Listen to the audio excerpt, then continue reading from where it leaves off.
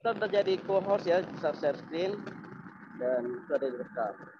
Kepada Ustaz Hadian di Pasani, salat aku dalam maskura.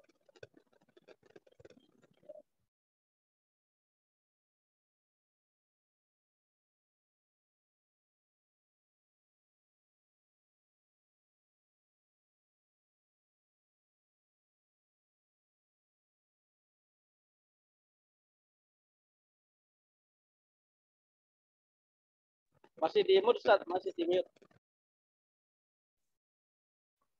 Tes. Ada suara? Oke. Ya. Baik. Bismillahirrahmanirrahim. Assalamualaikum warahmatullahi wabarakatuh. Alhamdulillah wa kafa. Asyhadu an la ilaha illallah.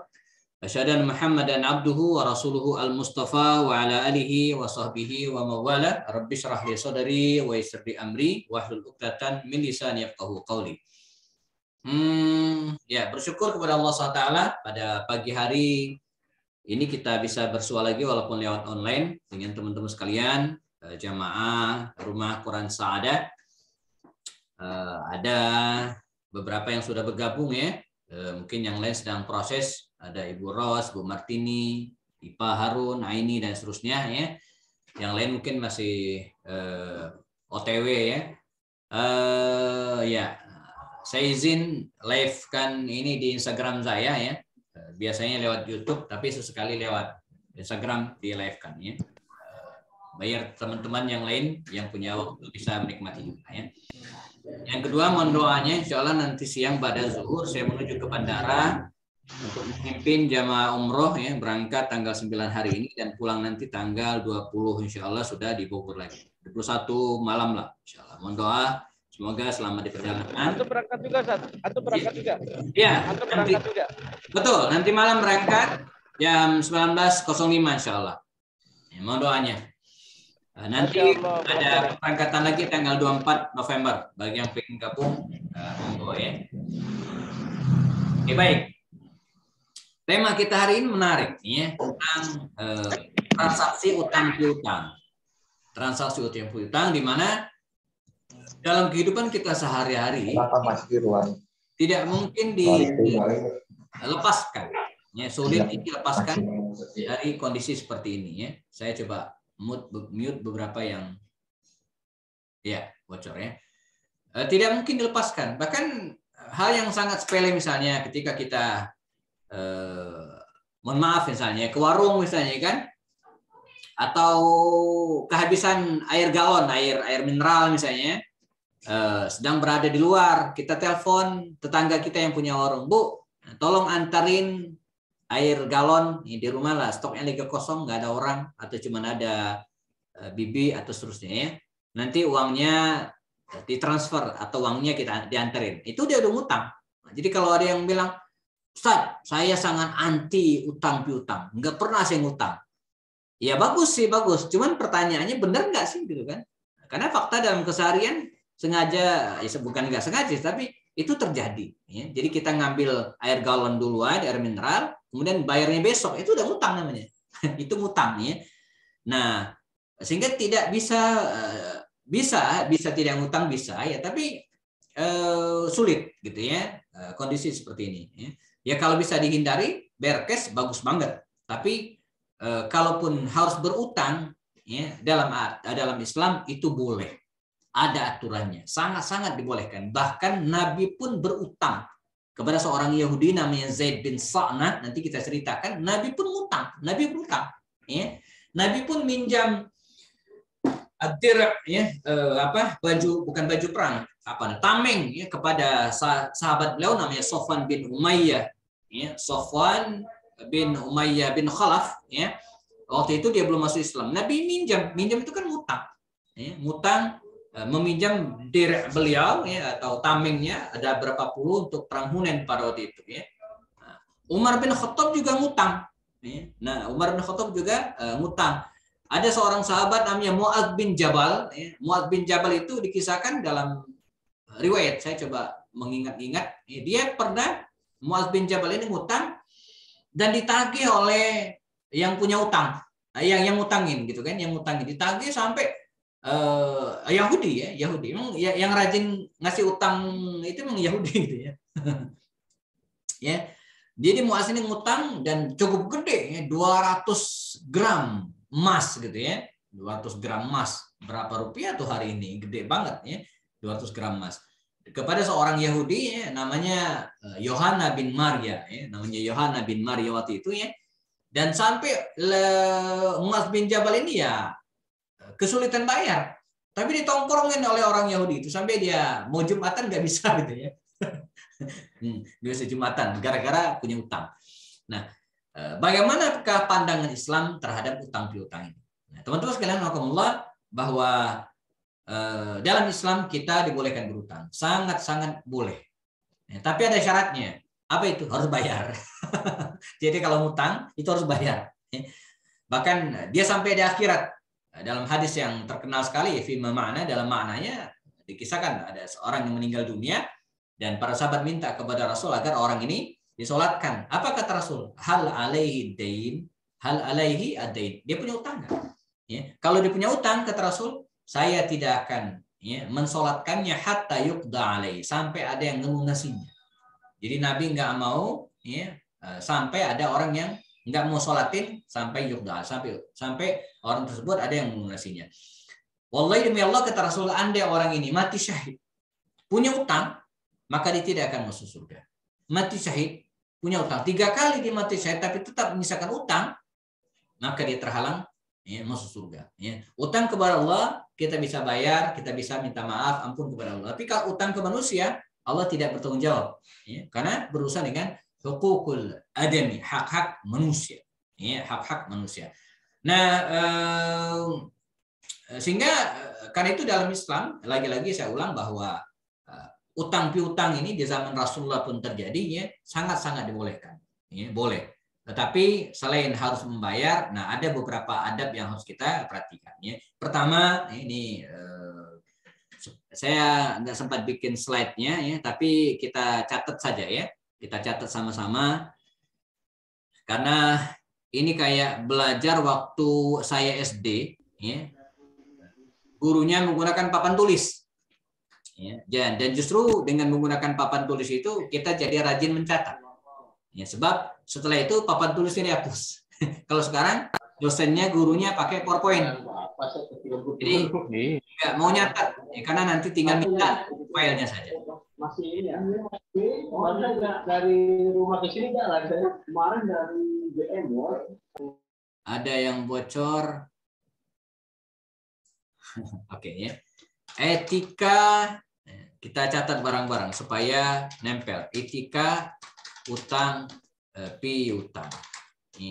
Ini etikanya. 1, ya. Punya ya, keinginan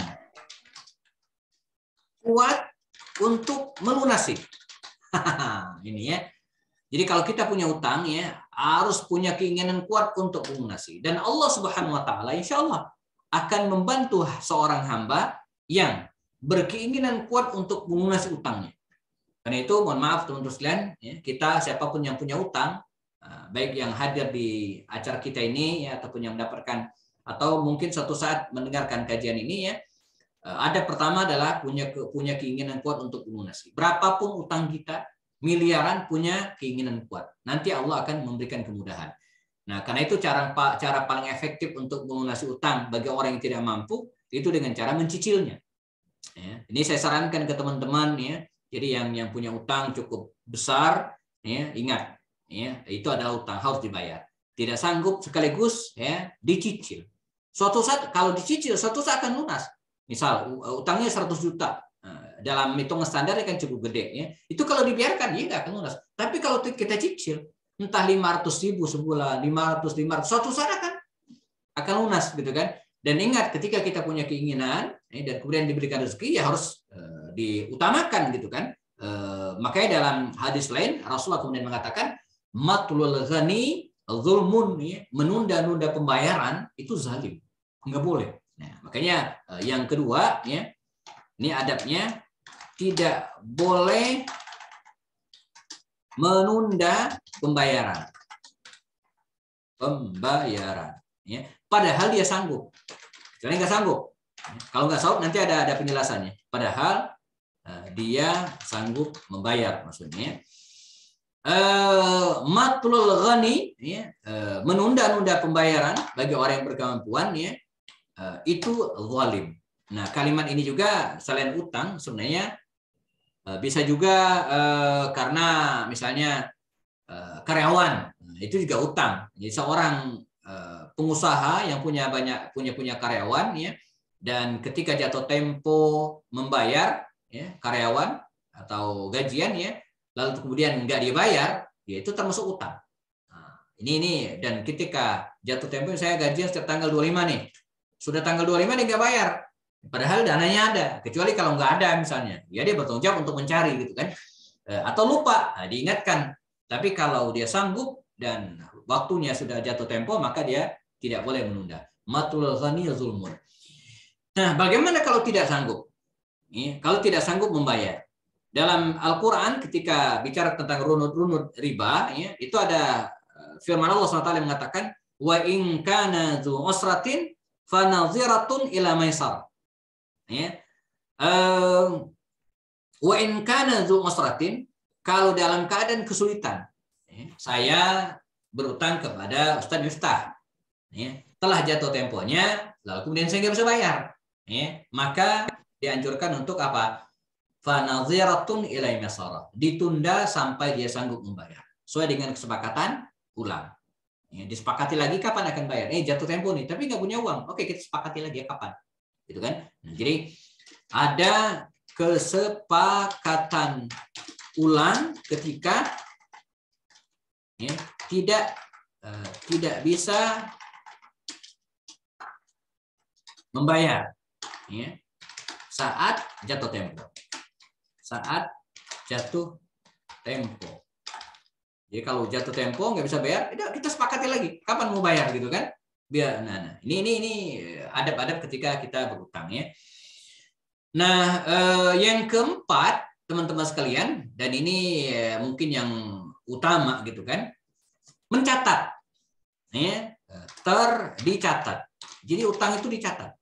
Soal ini sesuai dengan firman Allah SWT pada surat atau ayat yang paling panjang dalam Al-Quran, ya, satu halaman sebelum terakhir surat Al-Baqarah itu Allah berfirman, ya ayyuhalladzina amanu idza tadayantum bidainin ila ajalin musamman faktubuh wal yaktub bainakum katibun bil adl wa la ya'ba katibun ay yaktuba kama 'allamahu Allah falyaktub wal yumli lilladzi 'alaihi haqqu wal yattaqillaha rabb, dan seterusnya, ya.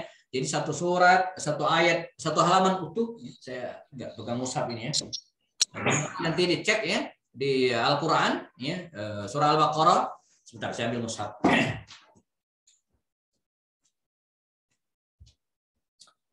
Saya ingat baru 2 hari lalu, ya, hari Kamis, kemarin Kamis, baca ayat ini sengaja waktu subuh, ya, dari awal sampai akhir satu surat, satu ayat, satu halaman utuh, ya. Di mushaf saya halaman 47 dan 48, ya. Mushaf saya ini 48, ada yang 47. Ayat 282 surah Al-Baqarah, nanti teman-teman bisa cek lagi. Ini salah satu adab dalam utang piutang, yaitu mencatat. Ya ayyuhalladzina amanu, wahai orang yang beriman, kata Allah, idza tadayantum bidainin ila ajalin musamman faktubuh. Kalau kalian berutang dan disepakati pada ajalin musamma, ada waktu tertentu, ya, faktub, maka tulis, ya. Faktubuh, tulis, ya. Nah, mungkin muncul pertanyaan, siapa sih yang harus nulis? Yang berutang atau yang ngutangin? Yang berutang atau yang ngutangin, gitu kan? Ya, selama ini kita sering mencatat itu yang berutang, yang ngutangin. Misal saya, ya, berutang ke Pak Bambang misalnya. Selama ini yang rajin catat Pak Bambang. Padahal yang nyatet itu mesti saya, kan saya yang berutang. Walaupun bagusnya dibuat 2 rangkap. Ya, dan ada saksi 2 orang. Wastashhidu syahidaini min rijalikum, gitu kan? Jadi ada saksi 2 orang, ya. Jadi ada saksi 2 orang dan dibuat 2 rangkap, masing-masing punya catatan, baik yang utang ataupun yang berutang, yang utangin ataupun yang utang. Jadi jangan yang nyatet yang utangin doang, sementara yang berutang nggak nyatet, lupa nanti. Kalau yang utangin, Pak, lupa, no problem, di akhirat dia bisa tagih. Dan itu baginya pahala kalau diikhlaskan. Tapi kalau yang berutang yang lupa, wah ini bahaya. Maka kalau kita punya utang, kita yang harus mencatat. Jangan ngandalin yang utangin ya. Misalnya ini sering banget ke warung ya. Bu, saya ngambil ini dulu ya, catat ya. Sudahlah berutang, nyuruh nyatet lagi gitu ya. Yang nyatet yang tukang warung. Coba kalau yang tukang warung itu catatannya keselip, kan hilang, nggak bisa ada catatan lagi ya. Nah, sekarang udah bisa di copy ya. Jadi kalau ada utang ya catat, di foto aja, klik foto, udah dia pegang kita pegang. Andai hilang ada filenya gitu ya. Nah ini penting. Jadi dicatat. Apalagi untuk utang yang angkanya cukup gede, ya wastashhidu syahidaini min rijalikum, kata Allah, wastashhidu syahidaini min rijalikum. Harus ada saksi 2 orang laki-laki. Fa illam yakuna rajulaini farajulun wa imra'atun. Farajulun wa imra'atun. Jadi kalau tidak punya saksi 2 orang laki-laki, maka saksinya 1 orang laki-laki dan 2 orang wanita. Jadi 3 orang saksinya. Kalau saksinya perempuan. Jadi kalau tidak punya laki-laki, saksinya 2 orang, maka 1 laki-laki 2 perempuan. Nah, nanti diijtihadkan para ulama, kalau nggak ada laki-laki sama sekali, berarti 4 orang saksi, perempuan semua. Jadi tidak ada laki-laki. Ini yang keempat, dicatat. Nah, jangan lupa, utang harus dicatat ya. Nah, yang kelima, teman-teman sekalian, di antara adab utang piutang ini juga, ini penting ya, dan jangan sampai lupa ya. Tidak boleh riba ya, atau tambahan. Kullu qirdin yajurrul manfa'ata fahuwa riba, kata Rasul ya. Setiap pinjaman yajurrul manfa'ata yang kemudian ada tambahannya. Ya, ada manfaat dari yang didapat dari pinjaman tersebut ya, fahuwa riba, itu riba. Enggak boleh ya. Ngutang 1 juta, baliknya harus 1 juta. Ngutang 5 juta, baliknya 5 juta. Nah, yang pinjol-pinjol yang ada di internet itu dari awal udah jelas banget. Ya. Ini bukan masalah angkanya, tapi masalah tambahannya. Ya. Ngutang 1 juta, nanti dibayarnya 1.050.000. Dikit sih, cuma 50.000. Tapi itu riba. Nggak boleh gitu kan? Tidak boleh. Pinjam 1 juta, ya, harus 1 juta. Juga baliknya gitu kan, sehingga tidak ada tambahan dalam utang piutang tersebut. Sebab kalau ada tambahan, ya udah itu jelas diancam oleh Allah SWT dalam Al-Qur'an. Alladzina yakuluna riba, ya, dan orang-orang yang memakan riba, kata Allah SWT, la yaqumuna illa kama yaqumul ladzi yatakhabbathu asyaitanu minal mas. Jadi orang yang makan riba itu, kata Allah dalam Al-Qur'annya, tidak bisa berdiri tegak ya, illa kecuali kama yaqumul ladzi yatakhabbathu asyaitanu minal mas. Nah, seperti orang yang kerasukan setan, bingung, linglung, galau. Nah, itu kalau punya utang dan ada ribanya gitu kan, tidak dibolehkan. Yamhaqullahu riba wa yurbis sadaqat. Ya, Allah yamhaqullah, menghapus gitu kan pahala riba, ya, wa yurbis sadaqat, dan menambah pahala bagi orang yang bersedekah ya. Dan zalika bi annahum yaqulu, dan karena itu mereka mengatakan innamal bai'u mislu riba. Ada yang mengatakan jual beli sama dengan riba, enggak ya, bukan, beda ya. Allahul bai' wa harrama riba. Allah mengharamkan jual beli, mengharamkan riba. Dan begitulah bijaknya Allah ketika Allah mengharamkan riba, teman-teman sekalian, tapi pada saatnya sama Allah menghalalkan jual beli. Jadi kalau mau pengen, akadnya diubah, jangan pinjaman tapi jual beli ya. Kalau jual beli transaksi bisnis, boleh dong ada tambahan. Saya beli handphone, saya jual ke misalnya Pak Tri Purwo. Saya beli handphone 3 juta, saya jual 3.500.000, boleh dong. Namanya jual beli, ya. Tapi bukan pinjam. Nggak boleh misalnya saya pinjam handphone ke Pak Tri, misalnya pinjam nih, ya. Lalu kemudian saya balikin beserta ada tambahannya. Nah, harus jelasnya tambahan itu apa? Ya. Kalau tambahannya lil ujroh, ya, untuk apa, sewa, lain lagi, lain lagi. Itu sewa namanya ya. Sama seperti kita naik taksi, itu sewa namanya. Maka dalam bahasa Arab sayyaratul ijarah atau satul ujrah itu taksi. Jadi kita bayar. Sewa rumah ya, kita nempati rumah ya, sebulan kita bayar, itu namanya ujrah. Bukan minjam rumah. Maka ada yang lucu ya, ada teman Pak Saiful Anwar ya, di Bogor, di Taman Kenari dulu ya, udah lama banget, jauh sebelum pandemi.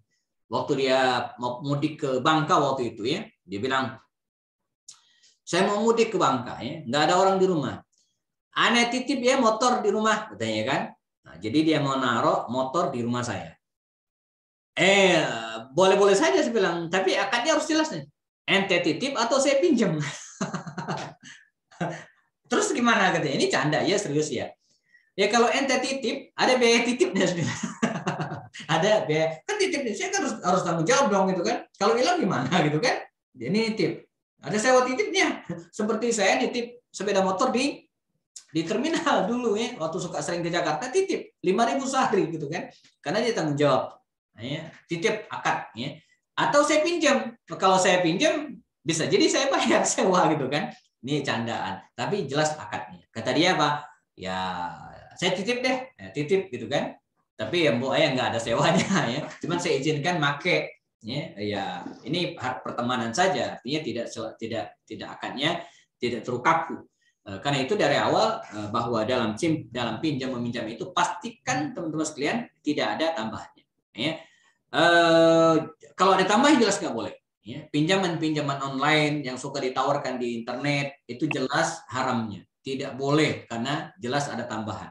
Ya. Minjam 10 juta menjadi 10.500.000 dicicil selama sekian bulan. Itu jelas tidak diperkenankan karena termasuk bagian dari riba.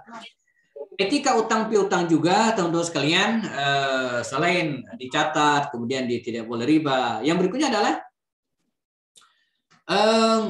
ini bagi orang yang berutang yang tadi itu ya punya keinginan kuat, tidak boleh menunda. Nah, bagi orang yang ngutangin, nah sekarang yang ngutangin, ya, termasuk etika, makanya utang piutang bukan hanya berutang tapi piutang. Mempermudah ya, proses pembayaran. Apa maksudnya? Jadi kalau misalnya saya ngutang ke Ibu Fitria, ketentuan kesepakatan akhir bulan tanggal 30 bayar. Tapi pas tanggal 30 uang saya belum cukup. Baru ada separuhnya. Ini dipermudah. Jangan galak-galak. Ya, separuh dulu nggak masalah. Tapi ingat, ya, klausul yang nomor 2. Ya, bagi orang yang berutang, bagi saya yang berutang, kalau punya uang utuh, ya, bisa bayar semuanya, jangan bayar separuhnya. Ini juga. Jadi kedua belah pihak baik utang maupun ngutang harus punya etika ini gitu ya. Nah, jadi kalau yang berutang memang punya uang, dia nggak boleh menunda-nunda. Tapi sebaliknya, kalau dia memang nggak punya uang cukup, maka yang ngutangin itu harus mempermudah proses pembayaran. Baik menunda pembayaran dengan kesepakatan baru atau dengan cara membayar sebagian dicicil. Jadi tidak boleh kasar. Dan ingat, ya kita bicara tentang keutamaan ya. Keutamaan memberikan utang kepada orang lain ini luar biasa. Sebagian ulama bahkan mengatakan lebih afdol mana, ya, memberikan sedekah atau ngasih pinjaman atau ngutangin. Ya. Sebagian bahkan ada yang mengatakan memberikan pinjaman ya, dengan maksud menolong itu lebih utama. Karena biasanya yang utang itu sangat-sangat penting, sangat perlu. Ya. Sementara kalau kita sedekah ke banyak orang, ya belum tentu ketika kita ngasih itu dia perlu. Tapi sebaliknya kalau ada orang yang datang ke rumah kita betul-betul pengen ngutang gitu kan, ya berarti dia perlu banget. Beda dengan misalnya kita beli nasi bungkus kita bagi-bagiin, belum tentu dia perlu. Belum tentu, mungkin dia udah punya, bisa beli gitu kan. Belum tentu, bukan nggak boleh, bukan ya. Tapi kalau ada orang yang ke rumah kita dan dia kita tahu bahwa dia nggak punya uang, ya itu lebih afdol. Ya. Jadi ingat bahwa ngasih pinjam ke orang itu keutamaannya sangat-sangat besar. Ya. Tapi dengan maksud menolong. Ya, karena itu ada klausulnya berikutnya dalam Al-Quran Allah mengatakan wa in kana dzu asratin fanazaratun ila maisarah. Kalau orang yang berutang itu nggak punya uang, nggak bisa bayar, fanaziratun ila maisarah. Maka tunda sampai dia punya uang. Bahkan wa antasaddaqu khairul lakum. Dan ya, bersedekah artinya menganggap lunas ya, itu lebih baik. Jadi ngutang lalu kemudian dia nggak bisa bayar, udah saya maafkan, itu pahalanya sangat besar. Bahkan di akhirat nanti dalam kitab Riyadhus Shalihin itu dikatakan ada orang, Bu, jemaah sekalian, yang masuk surga itu gara-gara suka menganggap lunas utang orang kepada dirinya dan memaafkan kesalahan orang tersebut. Jadi sebelum dia tidur dia mengatakan, ya Allah, kalau ada hari ini dari pagi sampai sore sampai saya tidur ini ada orang yang punya salah kepada saya, yang fitnah saya, yang nyinyirin saya, yang riba saya maafkan ya Allah semua.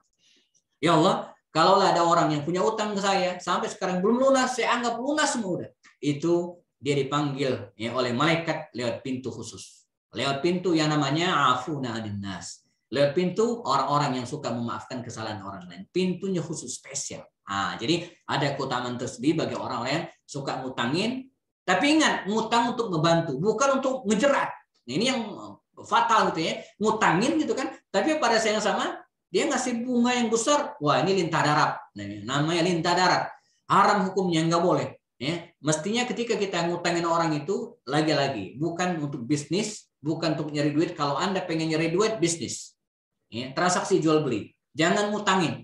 Kalau ngutangin itu ya, itu niatnya untuk membantu, full untuk membantu. Artinya andai dia tidak bisa bayar, maka ditunda pembayarannya. Anda tidak bisa bayar sama sekali, maka kita carikan solusinya bersama-sama. Nah, ini salah satu etika ya, ada ketika kita utang piutang ya. Nah, yang berikutnya yang harus kita perhatikan juga, sekalian ya, dalam memberikan utang kepada orang lain tersebut ya, terdapat pahala. Ya, pahala sampai orang tersebut bisa melunasi. Misalnya gini, Pak Anggoro misalnya, ini saya balik dulu ya, ngutang ke saya kasih utang. Pak sepakat ya, seminggu atau sebulan bayar. Sepakat. Pas akhirnya jatuh tempo 1 bulan, akhir bulan dia nggak bisa bayar, Kalau saya ikhlas, non-sekalian, saya ikhlas ya, dan tidak menggerutu, gitu kan?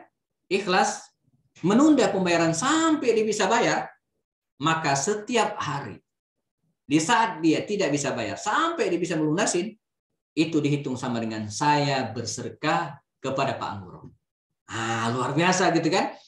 Bayangin saya Pak Anggoro ngutang saya 500.000. Janji tanggal 30 kesepakatan bayar. Pas tanggal 30 qadarullah belum punya uang. Belum, nggak bisa sama sekali. Ini bukan ngada-ngada. Ya, maka kata saya ke Pak Anggoro, nggak apa-apa, Pak. Kita sepakati lagi minggu depan deh. Jadi selama seminggu, 7 hari itu sama dengan saya telah bersedekah setiap hari 500.000 kepada Pak Anggoro. Nah, jadi pahalanya besar. Ingat, ya, memberikan utang kepada orang lain itu judulnya untuk membantu, bukan untuk menjerat. Nggak boleh sama sekali. Makanya ada nasihat ini sebagai penutup ya. Ada nasihat dari emak saya ya, yang tidak sekolah itu. Kata dia, Pak. Kalau ngutangin temen gitu ya, bukan teman, saudara ya, ngutangin saudara atau siapa, orang atau bukan saudara, orang-orang yang dekat banget dengan kita, mungkin sepupu atau adik ipar, itu kan orang yang dekat banget dengan kita. Kata mak saya, ya jangan jangan banyak-banyak. Jadi jangan banyak-banyak, sebab nanti kalau dia nggak bisa bayar, kita gampang mengikhlaskannya. Jadi jangan. Kan enak tuh, kalau misalnya saudara kita, adik kita, ipar atau siapa, ngutangnya cuma 1 juta. Udah kalau nggak bisa kita lunas. Tapi kalau ngutangnya 30 juta, ya enggak. Ini ya, sungkan, berat mengikhlaskannya gitu ya. Nah, ini mungkin salah satu kiat bagi kita ya. Saya coba baca list beberapa poin yang dicat oleh Ustaz Miftah ya, kondisi-kondisi apa saja kita dibolehkan berutang. Jadi begini, secara asal ya kita tidak begitu dianjurkan berutang, kecuali dalam keadaan perlu. Ya, kalau perlu banget berutang ya, tapi kalau tidak perlu banget tidak. Jadi asalnya kita tidak dianjurkan berutang, kecuali perlu. Ya, kecuali perlu. Ini kondisinya ya. Yang kedua, utang itu kata Imam Syafi'i ada 2, ada utang yang mamduh ya, utang yang dipuji, dan ada utang yang mazmum, utang yang tidak terpuji. Utang yang mazmum, utang yang mamduh itu adalah utang yang yurja qad'uhu, yang memungkinkan kita bayar. Misal saya ngutang ke Ibu Soeharni misalnya 500.000. Nah, harapan bayarnya besar. Mengapa? Karena akhir bulan saya ada tagihannya akan masuk 1 juta. Nah, ini disebut dengan ada ini yurja qad'uhu, utang yang memungkinkan dibayar. Teman-teman PNS, karyawan, ngutang ke warung, kemungkinan bayarnya besar karena akhir bulan gajian. Nah, ini utang yang mamduh, utang yang terpuji, utang yang boleh, mubah, sah-sah saja. Tapi ada utang yang maldum, yang utangnya nggak terpuji. Apa itu? Utang yang la yurja qadahu. Entah dari mana bayarnya. Ini harus waspada. Maka teman-teman harus hati-hati ketika ada yang datang ke kita. Lihat dulu kondisi orang ini. Kira-kira sanggup bayar nggak? Kalau kemungkinan dia nggak akan sanggup bayar, mendingan jangan dikasih utang, tapi dibantu aja. Saya dan pernah beberapa kali yang datang ke rumah saya, Ustadz, anak saya udah kehabisan susu, nggak bisa Pak, nggak bisa beli lagi. Ya. Apa pekerjaan antum? Saya bilang begini, nggak jelas pekerjaannya. Dia pengen ngutang, ya, 500.000 atau seterusnya ya. Dan sebagai jaminan Ustadz, saya titipkan handphone saya. Di jaminannya dipakai handphone gitu kan. Saya lihat kayaknya orang ini nggak akan sulit lah bayar karena nggak jelas. Ya udah, akhirnya saya kasih aja. Saya kasih seberapa ya semampu saya gitu kan. Ya nggak 500.000 mungkin 200.000 udah. Nah ini sedekah saya selesai. Dan dia tenang, saya juga tenang. Ya ini bisa jadi solusi gitu ya. Nah jadi ada kapan kita boleh berutang yaitu tadi ketika yurja qadahu, memungkinkan kita bayar. Kalau enggak ya cari solusi yang lain. Ada orang yang hobinya ngutang. Ya, janganlah ya. Kalau mau hobi sedekah, jangan hobi ngutang. Hutang rasa minta. Ini gimana nih hutang rasa minta? Mungkin Ustaz nanti jelaskan apa maksudnya dengan hutang rasa minta. Hutang haruskah tertulis? Ya harus tertulis. Ya. Tulis di atas kertas, sepakati atau via handphone. Utama hutang, ya hutang itu punya banyak utamaan ya, seperti yang saya sampaikan tadi. Bahkan kalau kita belum kita hutang, cara bayar utang, pemberi utangnya tidak tahu di mana. Ya dicari, searching internet, cari temannya di mana si fulan berada, sampai maksimal. Kalau nggak juga ya sedekahkan. Nah, jangan menghukum orang baru dengan dosa orang lain. Kita bisa ini. Soalnya agak gemerisik Ustaz Miftah. Ya, nah ini teman-teman sekalian sebagian pernak-pernik utang ya, dan kembali kalau kita belajar dari Rasul Islam bahwa beliau juga berutang tapi bayar. Jadi utang boleh, bayar harus ya, sesuai dengan kemampuan kita. Dan jika telah mungkin dihindari utang piutang ya sebaiknya dihindari. Tapi kalau tidak bisa dihindari, dibolehkan dengan ketentuan dan syarat-syarat yang berlaku ya. Kita punya waktu 15 menitan mungkin supaya ada waktu untuk diskusi. Saya kembalikan. Ada yang mau tanya lagi, Ustaz? Silakan. Terutama ini, Ustaz, apa namanya? Utang Rasulullah itu ada catatannya nggak berapa kali beliau berhutang gitu. Kemudian untuk keperluan apa saja gitu, Ustaz.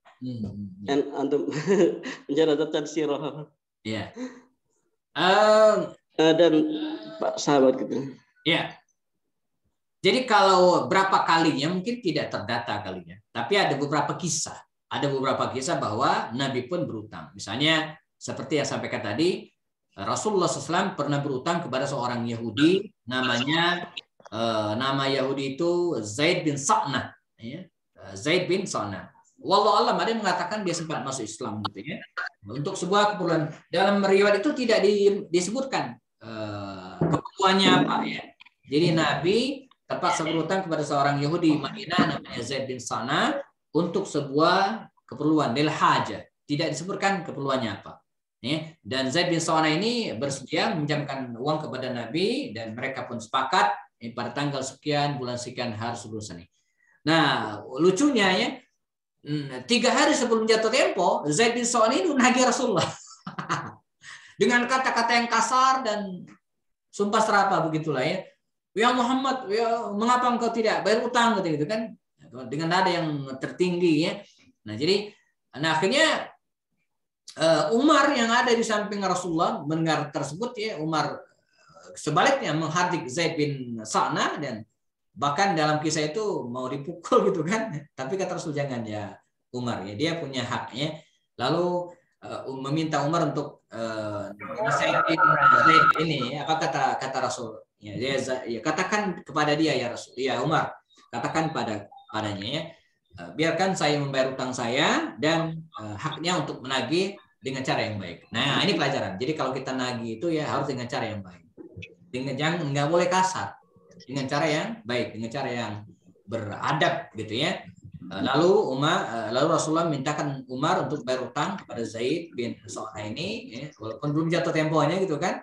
Dan tidak hanya itu, bahkan Nabi meminta Umar untuk memberikan sedekah begitu ya. Tapi ini bukan riba, sedekah yang tidak ada ikatan perjanjian. Kemudian pada kisah yang lain, Nabi juga pernah berutang kepada siapa namanya, pinjam baju perang ya atau peralatan perang. Ya. Tapi tidak, saya belum menemukan catatan berapa kalinya gitu kan. Nggak tahu, saya belum nemu aja ya, belum ketemu ulama yang mengkalkulasikan berapa kali Nabi berutang. Tapi poinnya Nabi pernah. Maka dengan kalimat pernah ini membuktikan atau menjadi dalil tentang bolehnya kita berutang. Nabi aja pernah kok. Para sahabat seperti Muadz bin Jabal juga pernah. Ya. Jadi utang piutang ini sudah lazim dalam kehidupan sehari-hari. Ya. Jadi bukan aib. Ya. Kalau suatu saat kita ngutang ke orang itu bukan aib, biasa aja. Nah, yang aib kalau punya utang nggak bayar. Ini ya. Ya. Baik, ada lagi? Silakan jemaah jika ada yang mau bertanya secara langsung. Ada yang bertanya di kolom chat. Oh ya. Ustadz, Assalamualaikum. Izin bertanya, Ustadz. Silakan. Silakan, Bu. Ustadz, kalau misalnya orang yang berhutang itu kita tagih terus, tapi selalu ngeles dan akhirnya marah, itu gimana Ustadz? Tetap harus ditagih, karena kalau nggak ditagih juga perasaan tidak ikhlas juga gitu, Ustadz. Gimana itu, Ustadz? Ya. Boleh nggak Ustadz? Apa Ustadz? Boleh nggak nih kalau misalnya kita ancam, ya udahlah kalau nggak dibayar di dunia nanti di akhirat ditagih, jangan marah ya. Nah gitu Ustadz. Gimana itu Ustadz? Oke, baik. Saya ingin sharing pengalaman saja ya. Ada teman akrab dulu pinjam uang cukup besar dan kita lakukan transaksi, ada tertulisnya ya. Sampai pada H dia nggak bisa bayar dengan alasannya proyeknya gagal dan kemudian tertunda. Ya. Oke, saya bilang nggak masalah. Ya, kita reschedule pembayarannya. Tapi seperti sampaikan Umi Fida tadi ya, terus ya diulang-ulang. Ya akhirnya nggak mungkin saya berkata kasar. Saya bilang ini ada lembaran kertas ya, dan tulis ya kapan mau bayar. Terserah, saya nggak matok. Ya, mau tahun depan, mau 10 tahun lagi, terserah. Ya malu juga deh kalau 10 tahun kan. Tulis ya tanggal berapa, bulan berapa. Dan jangan lupa di bawahnya tertulis. Kalau nggak bisa bayar, ya jaminannya apa? Wah, ini yang membuat. Tulis aja, terserah. Mau mobil, mau rumah, terserah saya bilang. Saya nggak ini. Yang pasti ya jaminannya harus lebih dari utang dong gitu kan. Nah, nanti kalau ada lebihannya ya saya balikin. Misalnya utangnya 50 juta, jaminannya 70 juta, saya jual 70 juta, kan 20 saya balikin, kan begitu maksudnya. Nah, tulis saja nih, saya bilang. Cuma yang jadi masalah dari awal nggak ada tulis menulis Ustadz, karena percaya saja begitu nah Ustadz. Makanya ditulis ulang, akad lagi. Jadi temui orangnya, bawa satu lembar kertas, tulis tangan, ada materainya, jangan lupa jika diperlukan sangat ada saksi 2 orang. Gitu kan, tanda tangan, udah. Jadi kalau dulu nggak sempat nulis, sekarang kita tulis. Kalau orangnya nggak mau gimana Ustadz? Malah menghindar. Harus, nggak bisa nggak mau. Kan dia pakai lembarannya suruh dia yang nulis, jangan kita, Bu. Bila perlu, saya begitu dulu. Saya kasih lembaran kan saya tulis, gitu kan. Nah, tulis. Ya. Atau sebelumnya saya prolog dulu. Ya. Nanti saya mau datang bawa lembaran, ya, kertas kosong dan seterusnya. Apa yang kemudian terjadi pengalaman saya tadi? 2 hari kemudian ditransfer dan lunas. Iya, 2 hari. Nah itu satu. Nah pernah juga, ya, ada teman juga sama persis mirip, tapi tidak sampai begitu ya. Jadi karena utangnya tidak begitu besar, saya WA. Masih ada tanggungan sekian. Ya Ustadz, saya ingat tapi belum ada dananya. Dan itu terus begitu sering. Akhirnya saya bilang, Pak, sekarang masih tersisa sekian. Kita sepakat saja. Mau saya ikhlaskan, apa mau dibayar? Seperti itu kan. Kalau mau saya ikhlaskan, nggak masalah. Sekarang kita close, utang Bapak nggak ada lagi di saya. Tapi kalau mau bayar, ini nomor rekening saya. Nggak nyampe semingguan, dia transfer dan bayar. Jadi, harus lunak. Jadi prinsipnya gini Ibu ya, dan jemaah sekalian. Uang, utang Itu kan jangan sampai membuat persaudaraan, persahabatan kita hilang. Persahabatan pertama itu mahal. Ya. Uang 10 juta emang banyak gitu kan, tapi persahabatan lebih mahal dari itu. Coba pilih mana? Kita kehilangan saudara, kita kehilangan teman, kita kehilangan ipar gitu kan, gara-gara uang 10 juta sekarang kecil. Ada teman ngaji kita, akrab, bahkan mungkin tetangga gitu kan, punya utang, ya, cuman 10 juta atau 5 juta cuman gitu ya. Tapi gara-gara kemudian kita ngotot dan ini lalu kemudian hubungan rusak, keluar dari grup, wah enggak lah ya. Maka harus diingat bahwa uang itu ya, bagi kita ya penting, tapi ingat itu harus dibawa persahabatan. Utang itu dibawa ya persahabatan, pertemanan, persaudaraan di atas segalanya. Ya. Makanya Ustaz Miftah ada dulu ya, saya nggak usah sebutkan namanya, saya pengen bisnis dengan dia, saya cetak buku, saya ajukan. Saya bilang saya perlu uang sekian puluh juta, ya, lewat teman lain bukan langsung. Kalau mau investasi nanti kita hitungan. Teman itu ya akrab banget, saya nggak usah sebutkan namanya. Saya khawatir inilah supaya menjaga etika ya. Kata dia apa? Sampaikan kepada Ustadz Hepian. Ya. Beliau itu teman baik, saya guru saya. Ya. Jadi saya tidak ingin merusak persahabatan kami. Pada akhirnya dia menghindar utang piutang, takut ada masalah. Ya. Suatu saat saya nggak bisa bayar atau nauzubillah misalnya, dan ada ganjalan di hati. Nah dia tidak pengen, gitu kan, tidak pengen kerusakan itu. Ya. Malah dia nantangin kalau beliau memang punya ada masalah keuangan yang sangat akut, kita bisa bantu. Tapi dia nggak mengutangin gitu kan. Sebab kalau ngutangin suatu saat ada masalah. Jadi kalau ngasih sekedarnya bantu ke jalan keluar gitu kan, itu dia pilih itu lebih baik. Nah, saya kadang nih memilih yang itu. Jadi kalau ada yang ngutang, pengen ngutang agak besar, kita diskusi, ngobrol. Ya. Jadi saya cenderung kalau dikit oke lah, seperti kata emak saya tadi ya, gampang mengikhlaskannya. Tapi kalau sampai 50 juta kan susah mengikhlaskannya. Intinya bahwa kita tetap harus menagih, tapi dengan cara yang bijak. Ada juga orang yang begini, dia tetap ditagih, diingatkan, tapi dalam hatinya mengatakan, andai dia meninggal dunia atau saya meninggal dunia dan utang itu masih ada, maka saya akan ikhlaskan. Hari itu dia meninggal, langsung saya ikhlaskan. Hari itu saya meninggal, otomatis saya ikhlaskan. Itu pahalanya gede. Wa anta saddaku, wa anta saddaku, kata Allah Taala, khairul lakum in kuntum ta'lamun. Ya, nanti cek di surat Al-Baqarah 280 tentang dianjurkannya kita menunda pembayaran. Maksud saya boleh gitu kan bagi kita yang ngutangin. Ya, jadi yang ngutangin dianjurkan menunda pembayaran bagi yang nggak bisa. Ya, tapi ingat yang berutang nggak boleh menunda. Nah, ini dua pihak harus harus saling memahami. Yang dicat ada lagi di atas. Assalamualaikum Ustaz, biasanya kalau kita berutang sedikit, misalnya minggu depan sudah bayar, apakah perlu saksi? Kapan kita perlu saksi saat berutang? Ya, secara umum nominalnya enggak ini ya, tidak ada ketentuan berapapun, ya dia harus dicatat. Ini sebaiknya. Walaupun catatan itu mungkin ya hanya di atas kertas gitu ya, tertulis ya, sama seperti kami dulu ketika berada di pesantren ataupun di ma'had, ya kalau makan di warung ya dicatat, ditambahkan ya berapa kita makan nanti dibayar. Ini untuk mengantisipasi karena kita nggak tahu minggu depan itu jangan-jangan kita lupa, jangan-jangan sudah meninggal gitu kan. Jadi mesti ada saksi ya seadanya aja gitu kan. Orang-orang tidak ada ketentuan khusus tentang saksi ini ya. Jadi kapan kita perlu saksi saat berutang ya ketika berutang itu.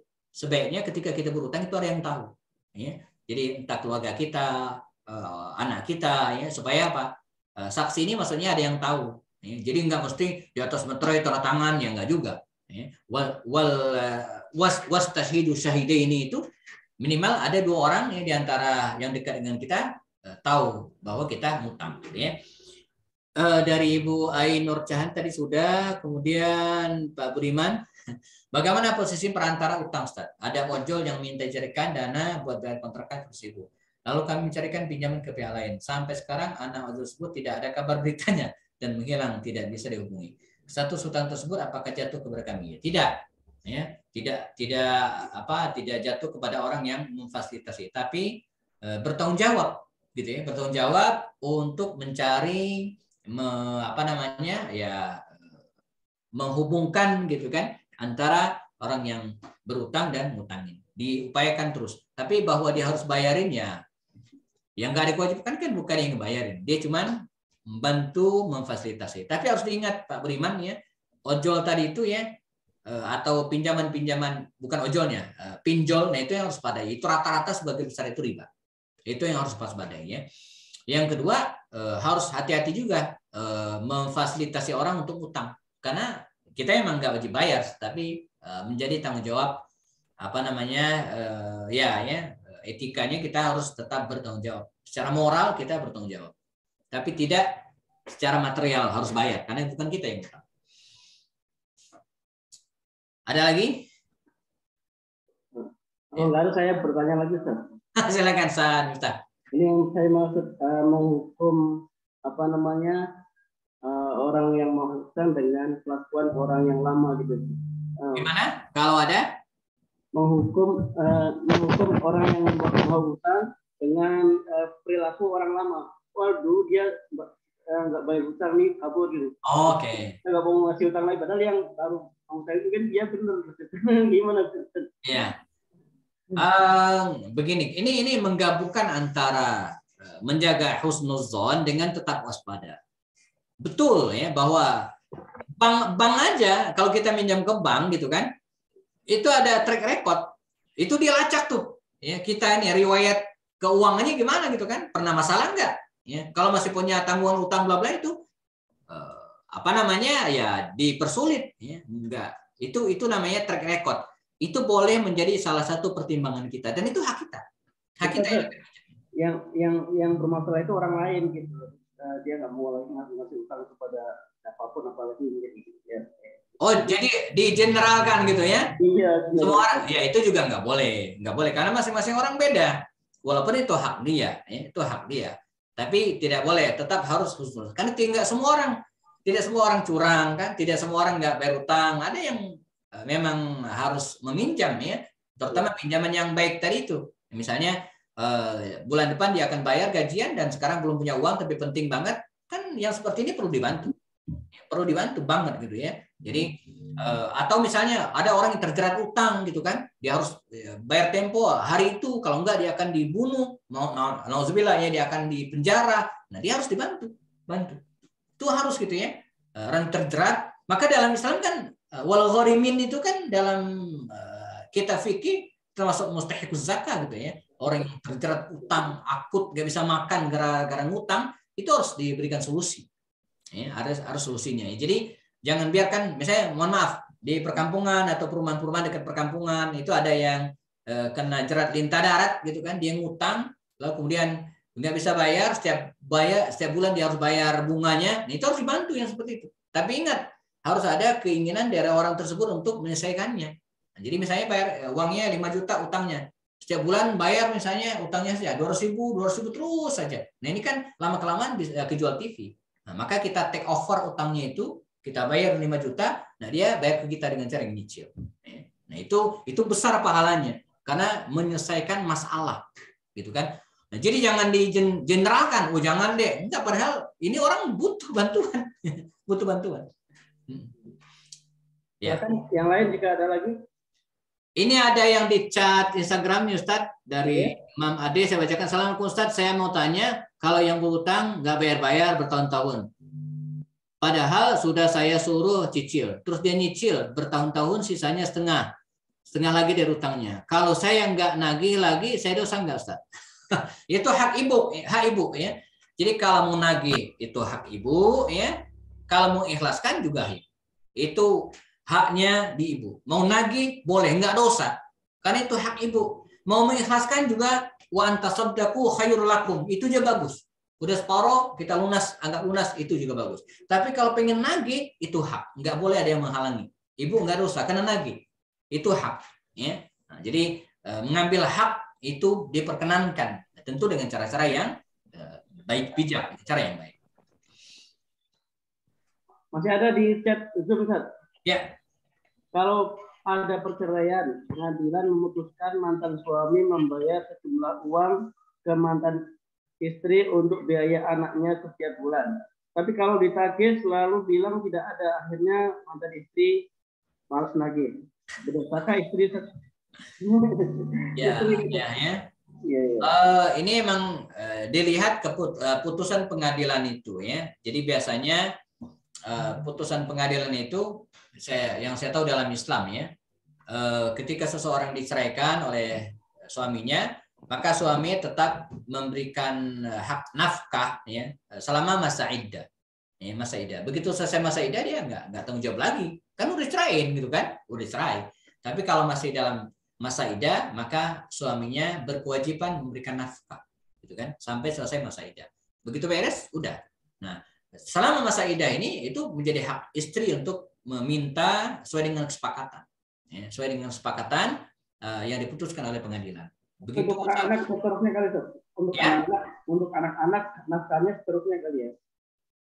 Nah, ini untuk anak ya, untuk anak. Ya, ini namanya nafkah untuk anak. Tentu saja sesuai dengan kemampuan bapak, ayah, seorang ayah. Berapa dia mampu, kesanggupannya itu masih harus dibayar. Nah, tugas istri ya mengingatkan, andai pun dia tidak memberikan, ya itu bukan istri yang dosa, tapi suaminya. Kan suaminya, itu kan kewajiban dia memberikan nafkah kepada istri, kepada anak. Kalau istri kan enggak lagi, kepada anak. Jadi sudah baik tuh, istri ngingatin gitu ya, sudah baik. Itu udah berpahala bagi istrinya, mantan istrinya untuk ngingatin. Seandainya pun dia diingatin atau bahkan enggak diingatin, enggak memberikan tanggung jawab, itu dosa suaminya, bukan dosa istrinya. Istri mengingatkan atau mantan istri mengingatkan, ini bagian dari kebaikan saja. Bagian dari kebaikan. Jadi bukan tanggung jawab dia. Dia kebaikan aja. Udah baik istri yang ngingatin. Jadi kalaupun dia lupa suatu saat, ya tetap beban dosa dan kewajiban di pihak suami. Baik, ada lagi sebelum kita cukupkan? Silakan. Ya, ada lagi. Kalau tidak, kita akan Assalamualaikum Ustaz. Ya, salam tulah. Ustaz, mau tanya aja nih. Kalau seandainya gini, kasusnya gini, ada muslimin dan muslimah yang menikah dan kemudian cerai. Nah, ketika perceraian terjadi, nah karena dua-duanya bekerja nih, suami dan istri bekerja, terus kemudian ketika bercerai, nah tiba-tiba salah satu pasangan itu menagih bahwa kan itu kan biasanya nafkah kan tanggung jawab suami, Ustaz ya. Nah, terus kemudian ketika bercerai, nah istrinya menuntut suaminya membayar utang-utang gitu ya, biaya-biaya yang dikeluarkan oleh istrinya selama pernikahan gitu, Ustaz. Nah, ini gimana Ustaz ya? Apakah itu termasuk utang atau gimana Ustaz? Ya, karena istrinya kalau lihat dari pasca perkawinannya setelah cerai itu nggak rela kalau seandainya dulu uangnya dipakai buat pernikahan, buat kebutuhan rumah tangganya.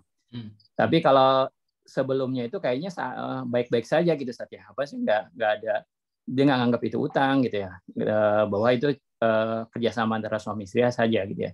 Tapi setelah bercerai istri menganggap itu utang. Nah, itu gimana Ustaz ya? Ya, ini kan begini, al-mu'minun ya ala syurutihim, ya seorang muslim itu terikat dengan kesepakatan mereka. Jadi tergantung kesepakatan awal. Kalau suami nggak nganggap utang, sementara istri nganggap utang, ya ini nggak matching namanya. Nggak bisa ya. Misalnya saya suatu saat ngasih Ustadz Miftah uang, ini uang maaf harus jelas. Saya menganggap itu utang, Ustadz Miftah menganggap sedekah atau hibah atau hadiah, kan nggak bisa. Ya, sama seperti seorang suami memberikan nafkah kepada istrinya sesuai dengan kemampuannya gitu kan, dipakai itu nafkah, bukan utang. Andai dia nggak bisa bayar, nggak bisa memberikan nafkah sesuai dengan, misalnya biasanya ngasih nafkah 4 juta nih ya, biasanya, tapi karena kondisi tertentu akhirnya 2 juta. Nah, 2 juta lagi kemana? Ya nggak bisa dianggap utang kan, biasanya 4 juta tuh ngutang, kecuali mereka bikin kesepakatan. Nah, misalnya sepakat kata suaminya, ibu ya waktu masih damai-damai gitu kan, masih belum cerai, biasa kan 4 juta nih ngasih. Nah, sekarang untuk bulan ini saya baru kasih 3 juta, yang 1 juta ngutang ya.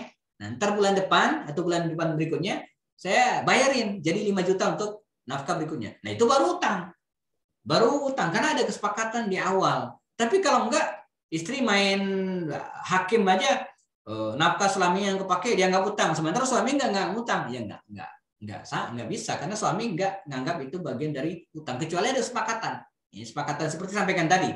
Lazimnya 3 juta, 4 juta, dia cuma ngasih nafkah 3 juta. Dan mereka sepakat bahwa 1 jutanya itu utang. Dan bercerailah mereka. Ini contoh sederhana saja.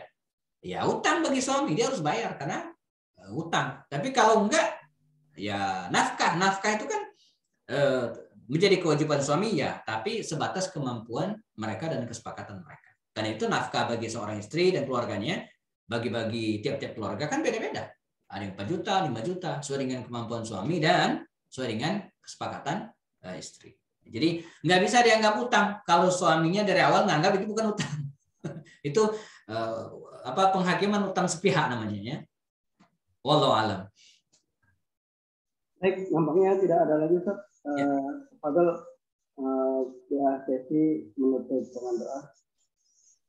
Baik, kemudian kita sempurnakan kajian atau kajian pada pagi hari ini ya dengan tema kita yang luar biasa tentang utang piutang. Semoga Allah SWT memberikan kepada kita kemampuan ya untuk membayar utang bagi yang punya utang, gitu kan? Assalamualaikum Ustaz. Iya, waalaikumsalam ya. Masih boleh nanya Ustaz? Wah, saya serahkan ke Rais Majelis ya, kepada moderator Ustaz Miftah. Ya, Fadil. Silakan sebelum ditutup dengan doa. Jadi masalah utang piutang Ustaz. Jadi saya pernah pinjam uang di bank. Anggaplah misalnya pinjamnya itu 50 juta. Dikasih waktu selama 2 tahun. Oke. Nah, kemudian pengembalian uang itu setelah 2 tahun. Setelah 2 tahun kembali utuh 50 juta. Tetapi setiap bulan itu saya harus membayar ujroh. Membayar ujroh sebesar 250.000. Jadi utang yang 50 itu setiap bulan tidak perlu mencicil selama 2 tahun, tetapi di akhir tahun kedua dibayar full 50. Nah, ini praktek seperti ini apakah termasuk praktek riba atau tidak, Ustadz? Itu aja pertanyaannya. Ya. Jadi tergantung ujroh itu apa. Ya. Mengapa harus bayar ujroh? Ya.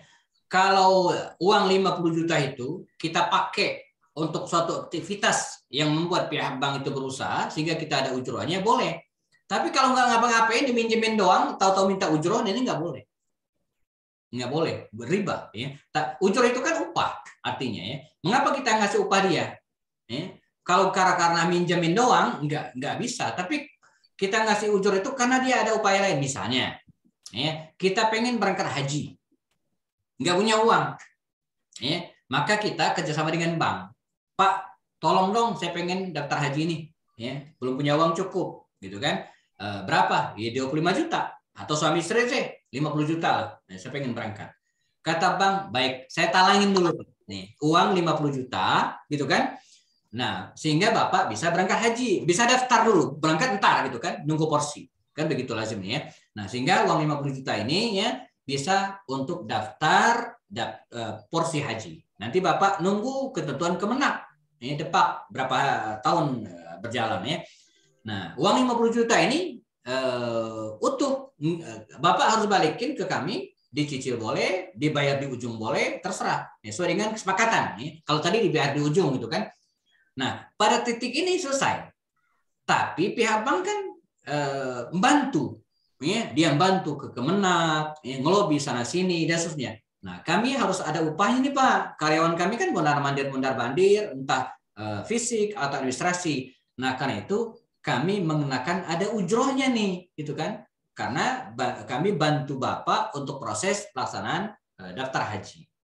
Nah, ini oleh sebagian ulama tadi dibolehkan karena ada proses, gitu kan? Ada upaya dia lakukan. Tapi kalau minjem doang, gitu kan? Lalu setiap bulan minta ujroh, wah ini riba, nggak boleh. Ya, karena dia nggak ngapa-ngapain, gitu kan? Tidak ngapa-ngapain, kecuali ada ujroh itu upah, lagi-lagi upah. Karena dia proses haji ada aktivitas yang dikerjakan dan itu ujur itu masuk akal. Jangan 2 juta, 3 juta, enggak ya. Jadi ada hitung-hitungan. Maka dalam bank-bank syariah itu ya dulu itu ada namanya dana talangan haji, dan Dewan Syariah Nasional itu membolehkan. Tapi kemari rada banyak mudaratnya.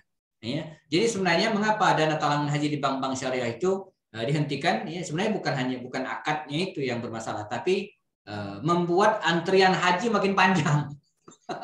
Karena orang nggak punya uang bisa daftar haji, sementara yang punya uang mundur termental beberapa tahun. Nah ini jadi evaluasi, sehingga bank-bank sekarang ya cenderung menutup itu, ditutup. Walaupun ada bank-bank syariah yang masih membuka, tapi nggak dipublikasi terang-terangan. Kalau Bapak pergi ke bank-bank syariah itu masih ada tuh dana talangan haji, tapi nggak dipublish. Satu. Yang kedua alasannya ya tidak terlalu menguntungkan.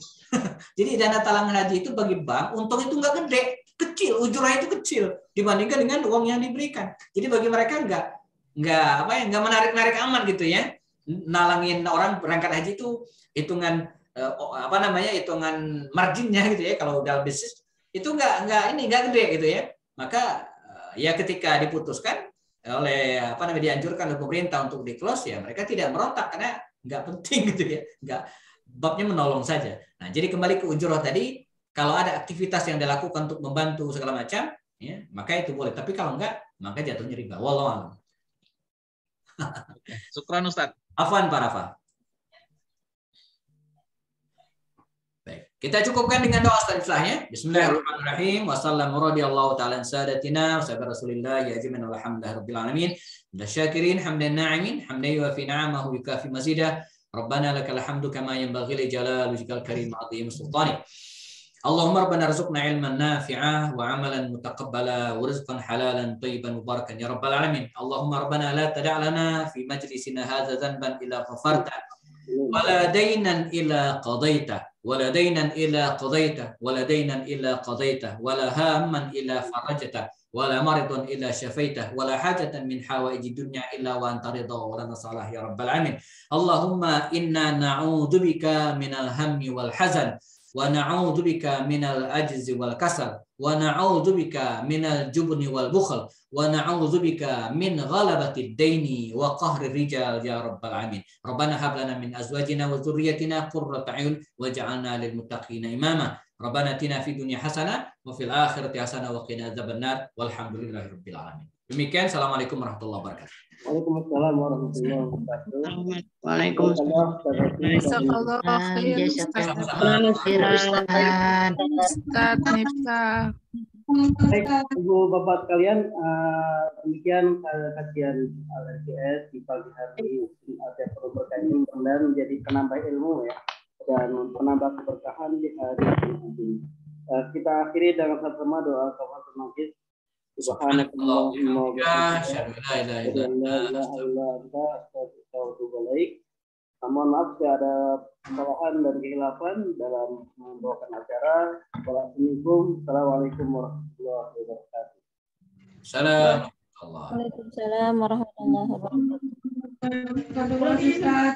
Pamit ya Ustaz Miftah, Pak Rafa yang lainnya ya. Halo Ustaz, silakan Ustaz. Yang Manila.